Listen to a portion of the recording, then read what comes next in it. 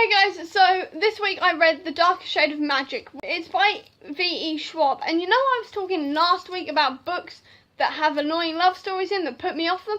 This one didn't. This one had no love story whatsoever, despite a small, very small spark that could possibly turn into something more in future books, but I don't think it will because of things that are hinted at in the book, which is brilliant. But even if it does go into a love story, I'll probably still carry on because this book is really good. And I'm properly in love with it. Because The Darkest Shade of Magic is all about Kel, who is an Antari, which is essentially a magical person who can travel between Red London, White London, Black London and Grey London and transfer messages between the four. Or at least three, because Black London has now been sealed off because it was overrun by magic and it destroyed that world and was going to destroy the other three. And when Kel meets Lila and then finds a black stone that's full of magic that he can't control, that clearly comes from Black London, he takes it upon himself to take it back to Black London and to stop things from going all to hell basically in all of the magical worlds around him. And Lila comes with him, and she's from Grey London and he's from Red London, so he's full of magic and she's got none. But the two of them work together really well, and they try and save the world with quite a few plot twists and a lot of violence and a lot of fun in the middle of it. I absolutely love this book because there's so many plot twists and things that are hinted at that could possibly go one way or another, which is really cool and keeps me really interested for the next two. Oh, despite the fact that this book left it quite closed and you could just leave it there. I'm still definitely going to read on to the next two because it was so well written and there's so many things that I want to find out more in this universe. Because this universe was so well written and so well thought out and planned.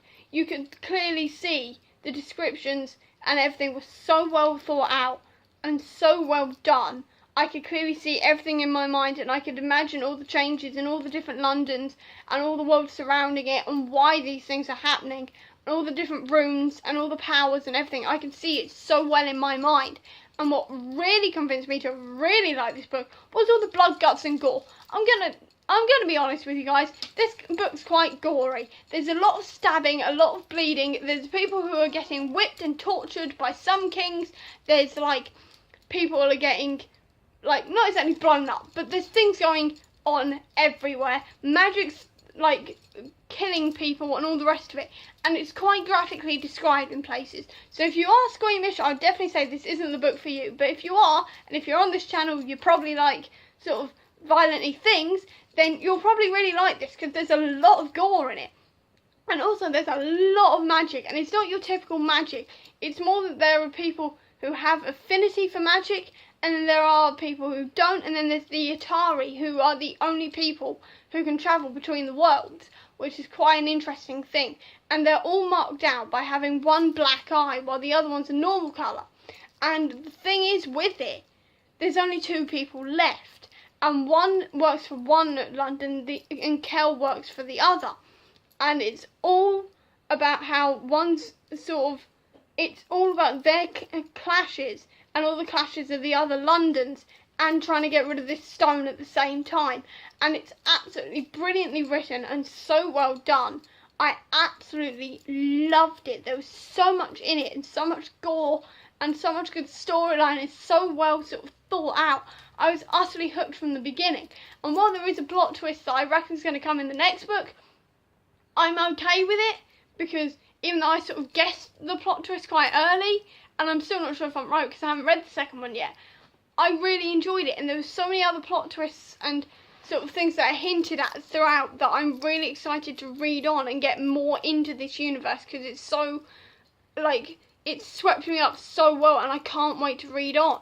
It's absolutely amazing. And so if you like magic-y things and it's sort of like magic that isn't quite what we're used to and things, I'd definitely say you've got to read this book. And even, like, especially if you like sort of fighting and feisty female characters, because Lila's a very good and strong female character. I hate the phrase strong female character, but she's incredibly well written and very strong and quite badass, and I really did enjoy her.